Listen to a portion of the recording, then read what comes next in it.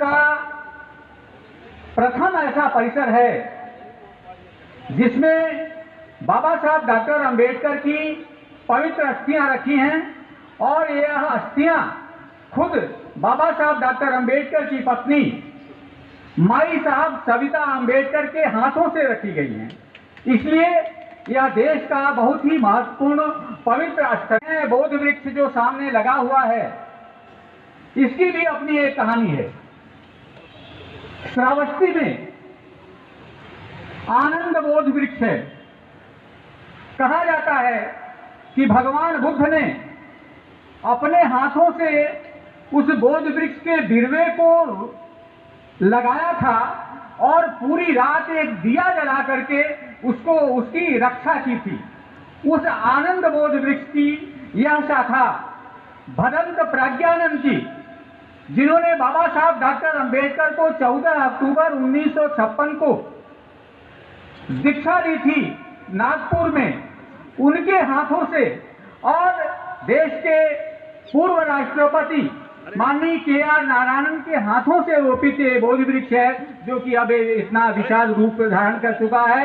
और आपके इस तरफ पर्दे से छिपा हुआ है धम्म चक्र। प्रदेश के यशस्वी राष्ट्रपति माननीय रामनाथ कोविंद जी ने इसे इनाग्रेशन किया था। इसका पिछले वर्षों में आए थे।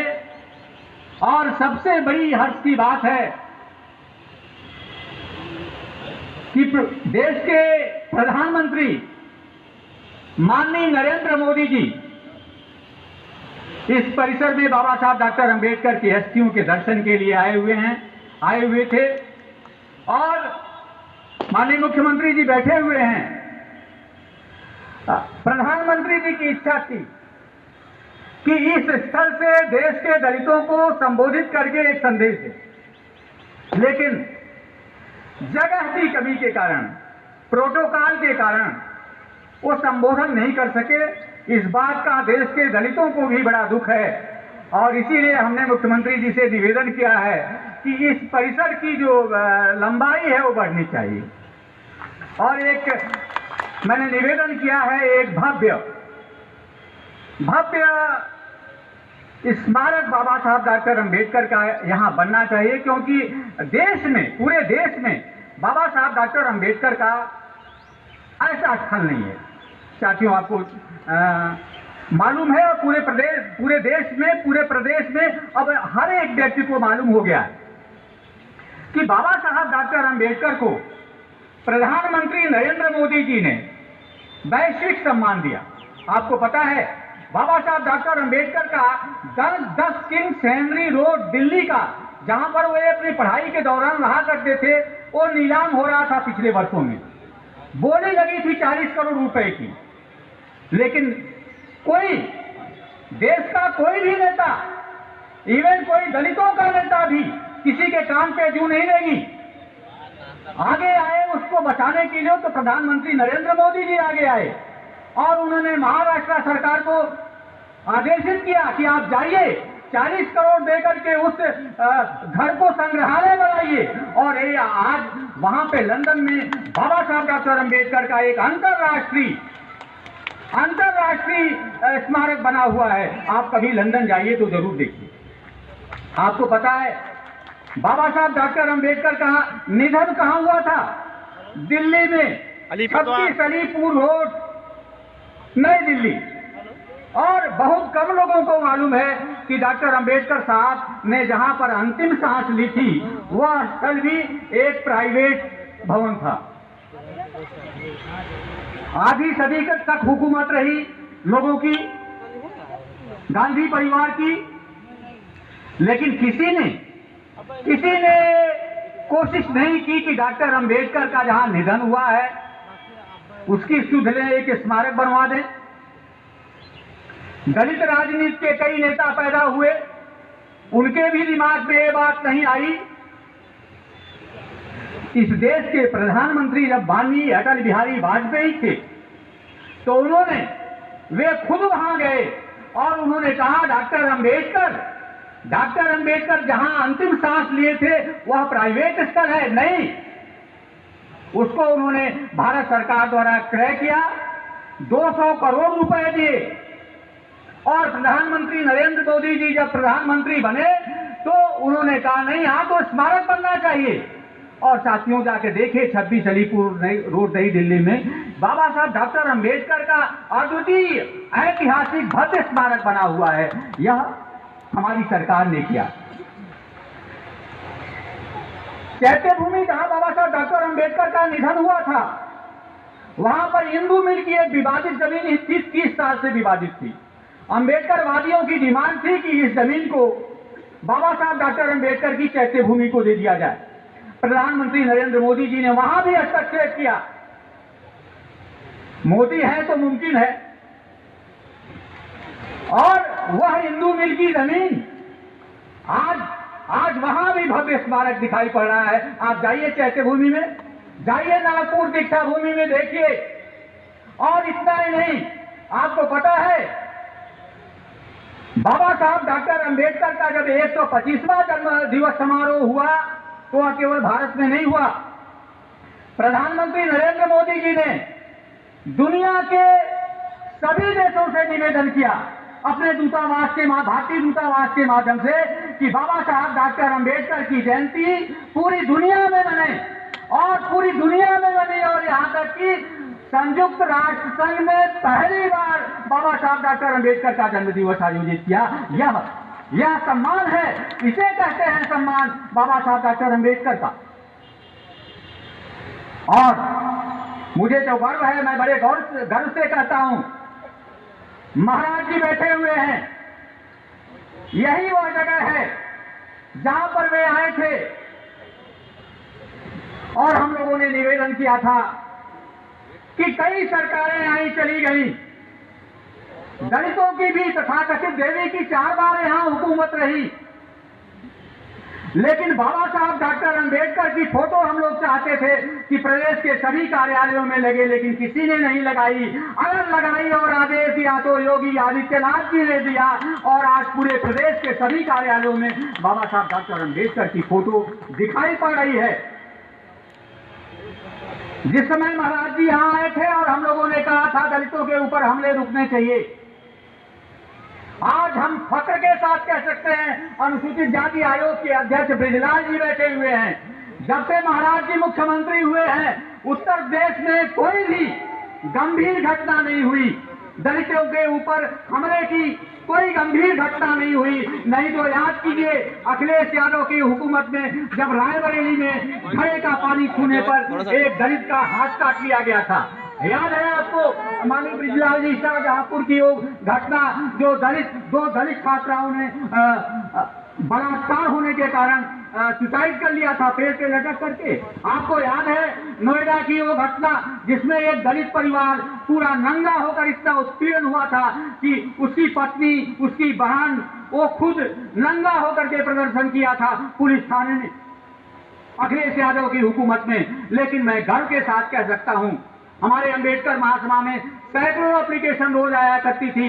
माननीय महाराज जी ने, राज्यपाल जी ने यहाँ पर उत्पीड़न निवारण केंद्र खोला और हम लोग उस पर कार्रवाई किए, और आज इक्का दुक्का सामान्य शिकायतें आती हैं। तो यार मन होना चाहिए, दिल होना चाहिए।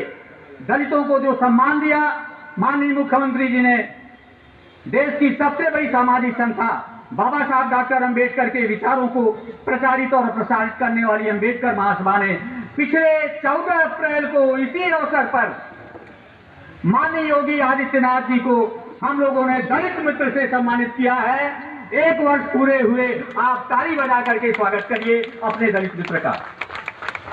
साथियों, हम लोग अंबेडकर के लोग हैं और एक लंबे अरसे से हम लोग ये बात कह रहे हैं, पूरे देश में जा करके ये बात कह रहे हैं कि भावनात्मक भाषणों से दलितों के ऊपर हो रहे हमले बंद नहीं होंगे, दलित बेटियों के साथ बलात्कार बंद नहीं होंगे।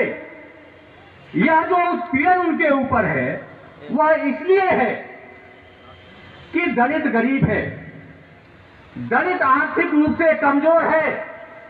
अगर दलित आर्थिक रूप से मजबूत हो जाए तो किसी की हिम्मत नहीं है कि दलितों को उंगली दिखाए। हम लोगों ने सभी सरकारों से मांग किया, हमने कहा आप आर्थिक एजेंडा लाइए दलितों के लिए। मुख्यमंत्री जी, आप मालूम है नहीं मालूम है, लेकिन हम आज आपको बताना चाहते हैं। मैं प्रदेश सचिवालय संघ का अध्यक्ष था और हमारी संस्था देश की ऐसी संस्था है जहां पे हमारी कार्यकारिणी में कम से कम 40 आईएएस और आईपीएस अधिकारी जुड़े हुए थे। मायावती जी सत्ता में आई थी ताजी ताजी।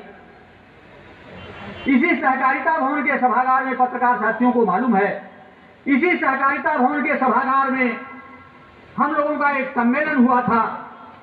तो हम लोगों ने एक प्रस्ताव पारित किया था और कहा था कि मुख्यमंत्री दलितों के लिए आर्थिक एजेंडा लागू करें और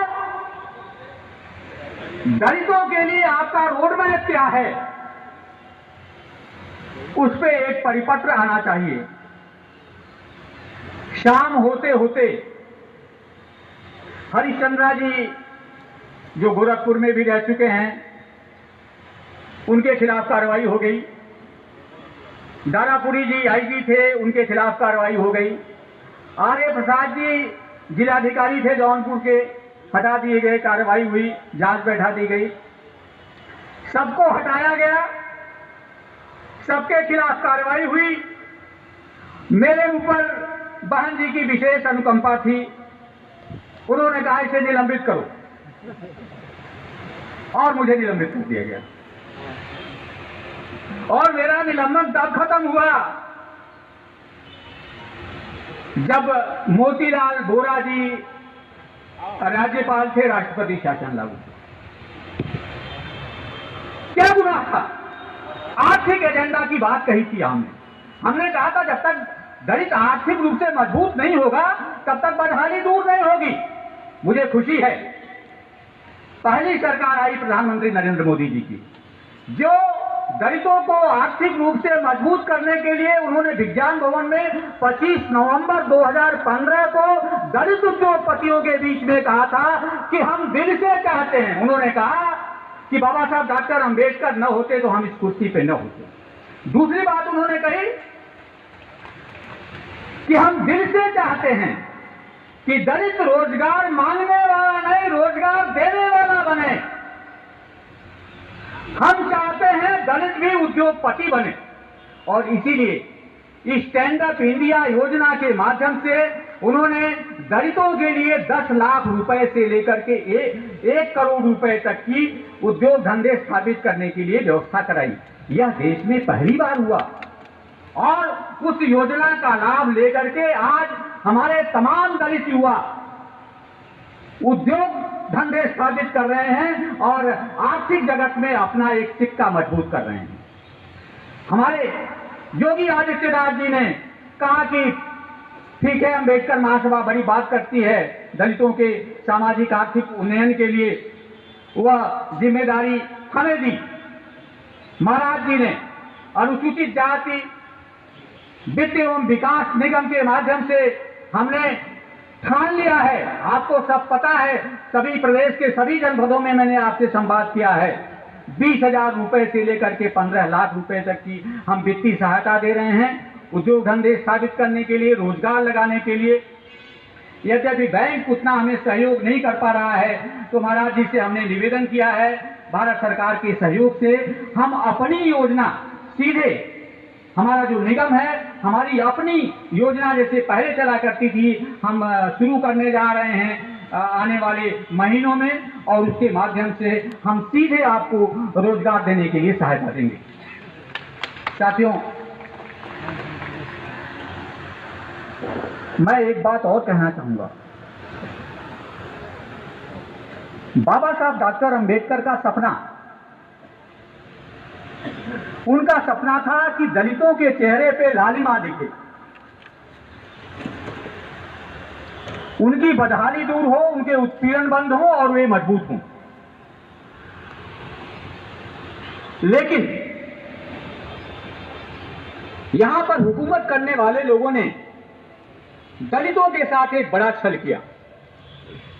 उन्होंने डॉक्टर अंबेडकर का नाम लेकर के खासकर से उत्तर प्रदेश को जातिवाद का अड्डा बना दिया। डॉक्टर अंबेडकर जाति भेद के निर्ममता पूर्वक खिलाफत में थे। वे जाति भेद के कारण ही उन्होंने बौद्ध धर्म ग्रहण किया था और डॉक्टर अंबेडकर का नाम लेकर के लोगों ने यहां पर जातीय गोलबंदी की। अपने जातियों की संख्या के आधार पर और कुछ अन्य जातियों को गोलबंदी करके सत्ता में आए लोग। और आपने देखा आज पूरे देश के अंबेडकरवादियों में एक चर्चा चल रही है। हमारी प्रदेश की एक मुख्यमंत्री ने अभी परसों नरसों एक बयान दिया। उन्होंने कहा अगर इस देश में राम की प्रतिमा स्थापित हो सकती है तो मेरी प्रतिमा क्यों नहीं स्थापित हो सकती। मर्यादा पुरुषोत्तम राम और उत्तर प्रदेश का एक सामान्य पूर्व मुख्यमंत्री। इतना ही नहीं, अंबेडकरवादियों के मन में, सरकारों के मन में गुस्सा हो या ना हो, अंबेडकरवादियों के मन में यह गुस्सा है कि इस देश का, इस दुनिया का कोई भी व्यक्ति ऐसा नहीं है जो बुद्ध की बराबरी कर सके।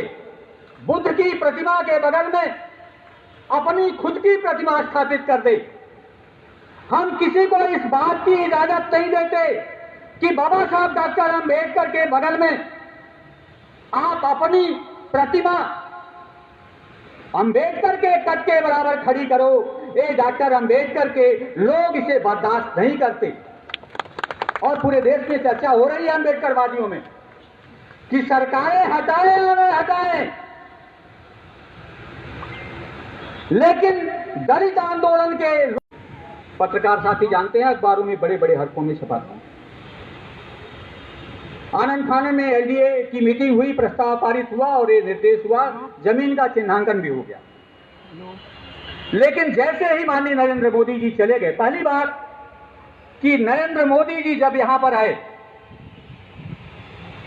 तो जिला प्रशासन ने कोई भी व्यवस्था करने से इनकार कर दिया, जबकि सामान्य प्रोटोकॉल राष्ट्रपति और प्रधानमंत्री जी का है कि जिला प्रशासन पूरी व्यवस्था करता है। जिला प्रशासन ने मना कर दिया और यह भी प्रोटोकॉल है कि अगर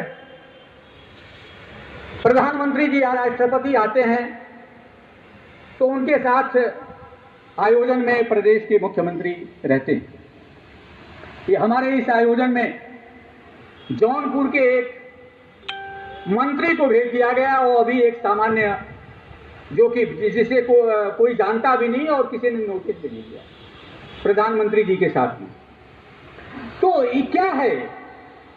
और असली बात तो मैं बताना भूल ही गया, वो पत्रावली जो खुली थी वो पता नहीं कहां गायब कर दी गई। तो यह सोच है। मैं आज आपसे कहता हूं, आप पूरे प्रदेश से आप लोग आए हुए, मैं एक बात आपसे कहता हूं, आप लोगों से बताइए कौन से लोग थे जिन्होंने प्रमोशन में रिजर्वेशन खत्म कर दिया?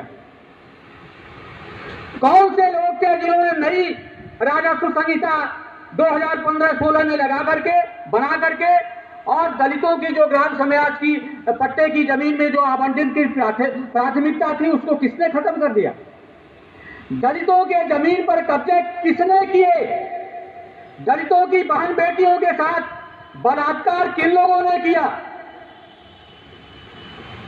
उर्दू अरबी फारसी जो विश्वविद्यालय है बांदा कांसी राम के नाम से, कांसी राम का नाम किसने हटा दिया और एक मौलाना के नाम से रख दिया? किसने किया था? ये जो जनेश्वर मिश्रा पार्क है, इसका क्या नाम था? डॉक्टर अंबेडकर पार्क था। इसका नाम बदल करके किसने जनेश्वर मिश्रा पार्क किया? और जो पढ़े लिखे लोग हैं उनको मैं बताना चाहता हूं, ये जो 200 पॉइंट का जो रोस्टर है, सरकार के ऊपर बेईमानों ने आरोप लगाया कि केंद्र सरकार ने खत्म कर दिया। यह तो उत्तर प्रदेश ने 2015 में भी भाई जी ने लागू कर दिया था। तो कौन है इस देश की राजनीति का सबसे भयावह दलित चेहरा, दलित विरोधी चेहरा कौन है? और अगर यह दलित विरोधी चेहरा है तो उससे गठबंधन करके लोग क्या संदेश देना चाहते हैं? क्या हमारे लोग दलित विरोधियों के साथ खड़े हों? ऐसा नहीं होगा। और एक बात मैं और कहना चाहता हूं, अंबेडकर का नाम लेकर, भगवान बुद्ध का नाम लेकर दलित राजनीति करने वाले लोग दलितों को छले नहीं। मैं 11:40 अंतिम बात के रूप में मैं आपको भाई साहब डॉक्टर सविता अंबेडकर का एक वक्तव्य बताना चाहूंगा कि डॉक्टर अंबेडकर और ये जो डॉक्टर अंबेडकर का नाम लेते हैं उन लोगों में अंतर क्या है? बाबा साहब डॉक्टर अंबेडकर का जब निधन हुआ, माई साहब डॉक्टर सविता अंबेडकर ने लिखा भी है और बोलती भी थी। जब उनका निधन हुआ तो माई साहब डॉक्टर सविता अंबेडकर जार जार रो रही थी। उन्होंने कहा, जब मैं रो रही थी तो जैसा कि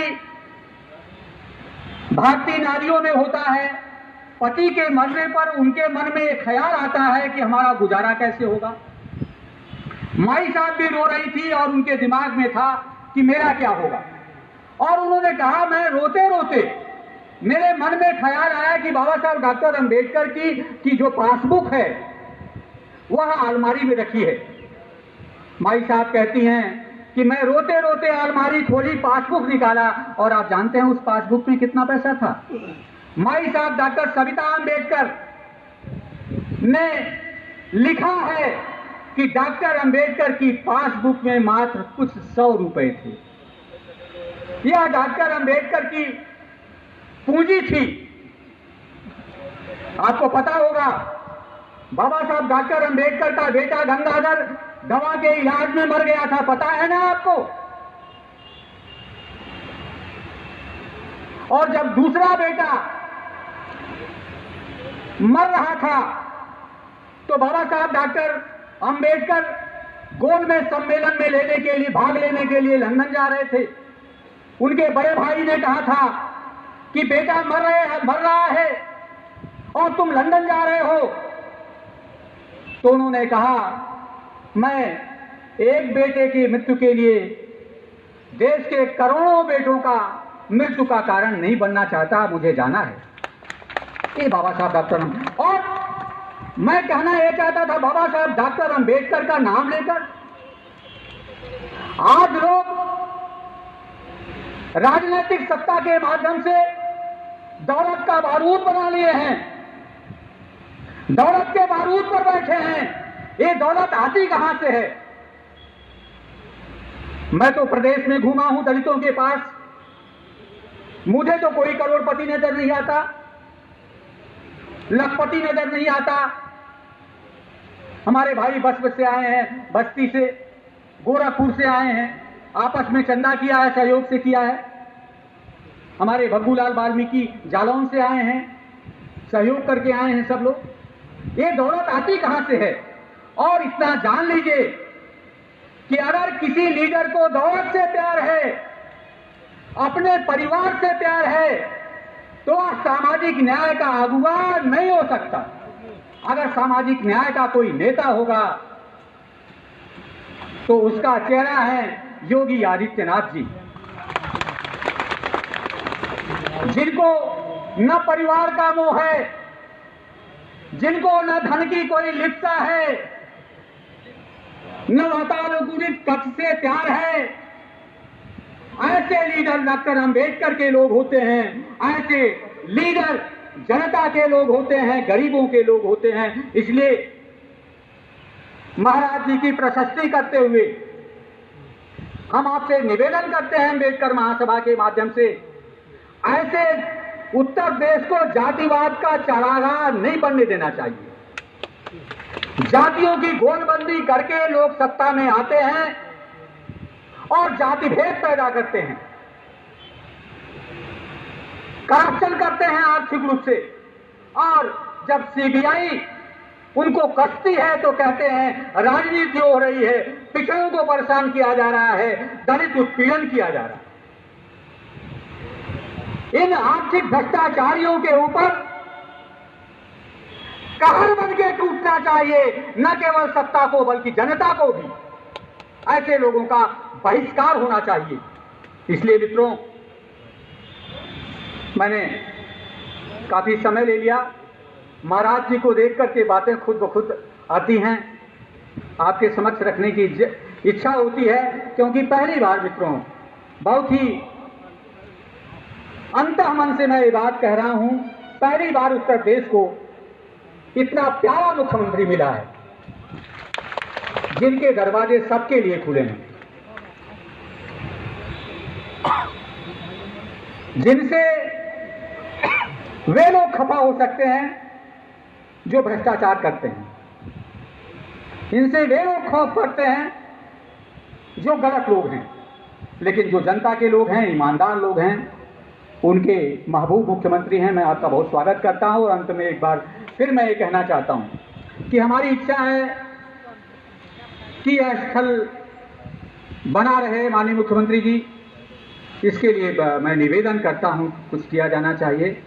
और मैं चाहता हूं आज ये जो लोग बैठे हुए हैं, यह सामान्य लोग नहीं हैं। विभिन्न जिलों से, प्रदेश के लगभग सभी जिलों से हमने चुनिंदे लोगों को बुलाया है, जो वहां के सामाजिक एक्टिविस्ट हैं, जो दलित आंदोलन की धुरी रहे हैं और बहुत ही बुद्धिजीवी लोग हैं। तो आज महाराज जी बोलिए और खूब बोलिए। बहुत बहुत धन्यवाद। बहुत बहुत साधुवाद माननीय राष्ट्रीय अध्यक्ष जी, हम सभी के अभिभावक, युवा हृदय सम्राट और गोरखपुर की धरती को खून पसीने से सींचने वाले, प्रदेश की जनता का अपने कण कण से सेवा करने वाले माननीय योगी आदित्यनाथ जी का हम अभिवादन करते हैं और मंच की तरफ आए और अपनी बात रखें। माननीय योगी आदित्यनाथ जी जिंदाबाद।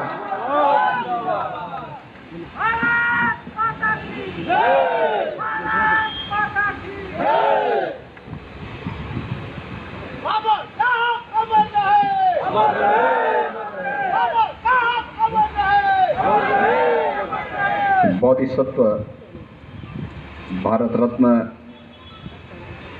बाबा साहब डॉक्टर भीमराव अंबेडकर जी की पावन जयंती कार्यक्रम में उपस्थित है। आज के समारोह में उपस्थित बौद्ध शोध संस्थान उत्तर प्रदेश के अध्यक्ष श्रीमान भदंत शांति मित्र जी, अध्यक्ष अनुसूचित जाति जनजाति आयोग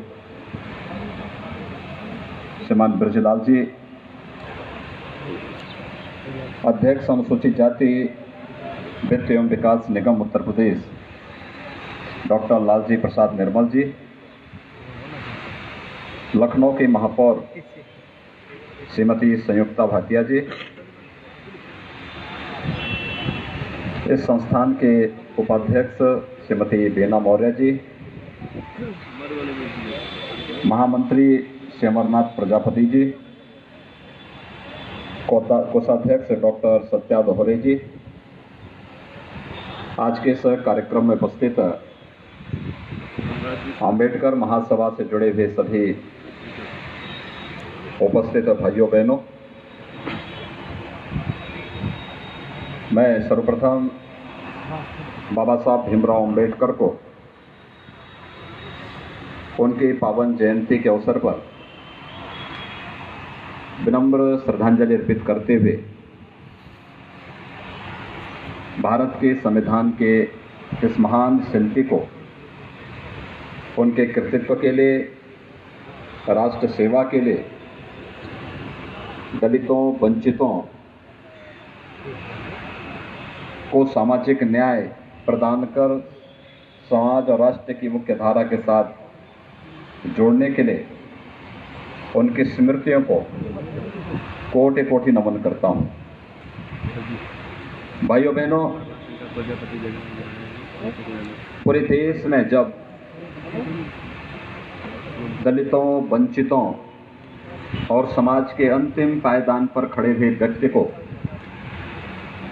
सामाजिक न्याय देने की बात होती है तो बाबा साहब डॉक्टर भीमराव अंबेडकर जी का नाम बड़ी श्रद्धा के साथ, बड़े सम्मान के साथ लिया जाता है। सचमुच बड़ा हो करके, बड़े घर में पैदा होकर के कोई व्यक्ति कुछ कर ले, उसका उतना महत्व नहीं होता जितना कि किसी गरीब घर में, किसी वंचित घर में पैदा होकर के सामाजिक बंदिशों को झेलते हुए, चुनौतियों को झेलते हुए समाज के लिए और अपने राष्ट्र के लिए कुछ कर गुजरने की एक जो तमन्ना होती है, वह तमन्ना सचमुच कोटि कोटि मानवों को आगे बढ़ने के लिए प्रेरित करती है। बाबा साहब भीमराव अंबेडकर उन्हीं महामानवों में एक थे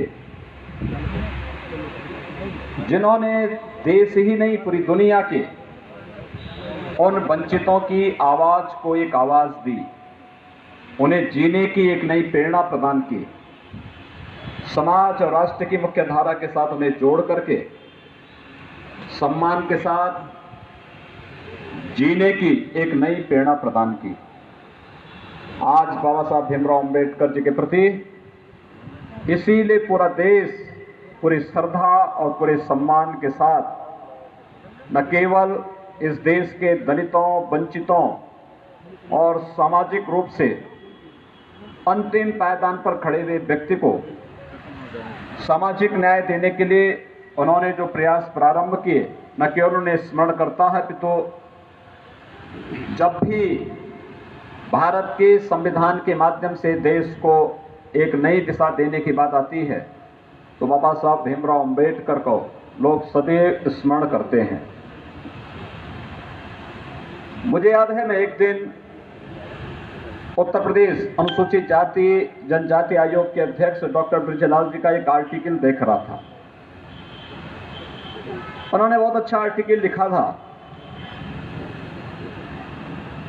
कई समाचार पत्रों ने उसको संपादकीय कॉलम में स्थान दिया था और वह था इस देश की आज़ादी के समय के उन दो दलित नेताओं के बारे में। एक बाबा साहब भीमराव अंबेडकर थे और दूसरा बंगाल से श्री जोगेंद्र नाथ मंडल थे। दोनों अपने समय के दो बहुत प्रसिद्ध दलित नेता थे, दलित चिंतक थे, दलितों के उत्थान के लिए, उनके हितों के संघर्ष के लिए कार्य करने वाले दो अपने समय के उद्भट विद्वान थे। लेकिन दोनों में मूलभूत अंतर देखने को मिला था। एक तरफ श्री जोगेंद्र नाथ मंडल थे। जब 45-46 में बाबा साहब भीमराव अंबेडकर को संविधान सभा के लिए होने वाले चुनाव के लिए कांग्रेस ने उस समय उनके चयन को धोखे से उनको चुनाव में सफल नहीं होने दिया था, तब जोगेंद्र नाथ मंडल ने बाबा साहब भीमराव अंबेडकर को बंगाल के कोटे से भारत के संविधान सभा के चुनाव के लिए चयन करके भिजवाने में योगदान दिया था। एक तरफ वह घटना, लेकिन बाद में बाबा साहब भीमराव अंबेडकर और श्री जोगेंद्र नाथ मंडल में आपस में कुछ मतभेद होते हैं इस मुद्दों को लेकर के कि मुस्लिम लीग उस समय भारत के विभाजन की मांग रख चुकी थी और जोगेंद्रनाथ मंडल मुस्लिम लीग के उस प्रपंच और उस छल की चपेट में आ चुके थे जो भारत विभाजन के लिए मुस्लिम लीग के द्वारा उकसाने का कार्य प्रारंभ हुआ था। जोगेंद्रनाथ मंडल उसकी चपेट में उस षड्यंत्र के शिकार हो गए। वे मुस्लिम लीग के साथ खड़े हो गए। लेकिन बाबा साहब भीमराव अंबेडकर ने स्पष्ट कहा था, उन्होंने कहा था कि मैं भारत की सनातन चेतना का हिस्सा हूं और मैं भारत का टुकड़ा कतई नहीं होने दूंगा। और पाकिस्तान के बारे में जो उन्होंने अपने बहुत महत्वपूर्ण विचार रखे थे, थॉट्स ऑन पाकिस्तान, मुझे लगता है यह हर एक इस देश के नागरिक को पढ़ना चाहिए कि पाकिस्तान की वास्तविकता क्या थी और पाकिस्तान बनाने वालों ने इस देश के अंदर किस तरीके से भारत के सनातन राष्ट्र का चीरहरण किया था। इस दृश्य को देख करके मुझे लगता है राष्ट्रभक्त के रोंगटे जरूर खड़े होंगे अगर वो बाबा साहब भीमराव अंबेडकर के इन वचनों को वहां पर देखें, उन्हें पढ़ें और उस पर मनन करें। भारत को एक दुनिया का सबसे बड़ा संविधान देने वाले बाबा साहब डॉक्टर भीमराव अंबेडकर, भारत के अंदर उन्होंने भारत की परंपरा, भारत की संस्कृति और भारत की समृद्धि के लिए अपना योगदान दिया। और यही कारण है कि जहां पाकिस्तान के निर्माण में योगदान देने वाले श्री जोगेंद्रनाथ मंडल पाकिस्तान बनने पर पाकिस्तान जाते हैं, लेकिन 3 वर्ष के अंदर पाकिस्तान में दलितों पर और वहां पर होने वाले अत्याचारों से आहत होकर के वहां के लॉ मिनिस्टर के पद से इस्तीफा देकर के वापस भारत आते हैं और गुमनाम की जिंदगी जीने के लिए मजबूर होते हैं। वहीं भारत के अंदर भारत की एकता, भारत की एकात्मता और भारत की अखंडता के लिए अपना पूरा जीवन समर्पित करने वाले बाबा साहब भीमराव अंबेडकर भारत ही नहीं, दुनिया के कोटि कोटि नागरिकों के लिए, जनता के लिए वे एक प्रेरणा के केंद्र बिंदु बन गए और भारत रत्न बनकर के सम्मानित भी होते हैं। भाइयों बहनों, ये एक बहुत बड़ी प्रेरणा है इन 2 महापुरुषों के बारे में जानने और दोनों के भारत के प्रति योगदान के बारे में। दोनों ने किस रूप में, एक ने भारत के निर्माण में, एक ने भारत के विखंडन में योगदान दिया, लेकिन भारत के निर्माण में योगदान देने वाले बाबा साहब भीमराव अंबेडकर हम सबके प्रेरणा के स्रोत बन गए और जोगेंद्रनाथ मंडल को गुमनाम जीवन जीने के लिए मजबूर होना पड़ा था। आज एक बार पुनः समाज को सोचना होगा, कौन लोग हैं जो फूट डाल करके एक बार पुनः आपको आपके अधिकारों से वंचित रखना चाहते हैं? कौन लोग हैं? इसके बारे में चिंतन इसलिए भी आवश्यक है। याद करिए 26 मई 2014 की वह तिथि जब इस देश में प्रधानमंत्री के रूप में श्री नरेंद्र मोदी जी आए थे और उस समय उन्होंने कहा था कि हमारी सरकार देश के अंदर किसी व्यक्ति, किसी जाति, किसी मत, किसी मजहब, किसी संप्रदाय को ध्यान में रख करके नहीं, बल्कि देश के अंदर गांव, गरीब, किसान, नौजवान, महिलाएं और समाज के प्रत्येक तबके के हितों के लिए कार्य करेगी। आज गरीबों और दलितों को मिल रहा प्रधानमंत्री आवास योजना, स्वच्छ भारत मिशन के अंतर्गत हर गरीब परिवार को मिल रहा शौचालय, सौभाग्य योजना के अंतर्गत मिल रहा हर परिवार को एक विद्युत का कनेक्शन, उज्ज्वला योजना के अंतर्गत मिल रहा हर गरीब परिवार को एक रसोई गैस का कनेक्शन, इस देश के अंदर प्रधानमंत्री किसान सम्मान निधि के माध्यम से हर लघु और सीमांत किसान को सालाना मिलने वाली एक मानदेय की राशि, आयुष्मान भारत में 50 करोड़ लोगों को 5 लाख रुपए की स्वास्थ्य बीमा का कवर। ये क्या किसी व्यक्ति और किसी जाति को देख करके बनाया गया? ये गरीबों के लिए है, दलितों के लिए, वंचितों के लिए है, समाज के उस तबके के लिए है जिसको आजादी के बाद इन सुविधाओं से वंचित करने का कार्य हुआ था। प्रधानमंत्री मुद्रा योजना 15 करोड़ नौजवानों को आर्थिक स्वावलंबन की ओर अग्रसर करती है। स्टैंड अप की योजना अनुसूचित जाति, जनजाति के नौजवानों को और एक एक महिला उद्यमी को प्रत्येक बैंक की ब्रांच के द्वारा आर्थिक स्वावलंबन की ओर अग्रसर करने का प्रयास होता है। ऐसी अनेक योजनाएं हैं जो बिना भेदभाव के समाज के प्रत्येक तबके तक पहुंचाने का कार्य हो रहा है।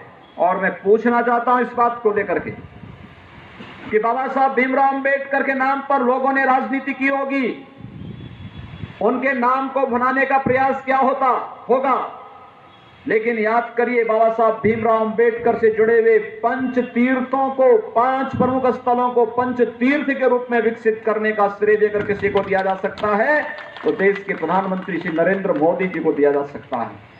ये पंच तीर्थ जहां भगवान यानी इस पूरी व्यवस्था के अंतर्गत बाबा साहब भीमराव अंबेडकर की मऊ छावनी का वह स्थल जहां उनका जन्म हुआ था,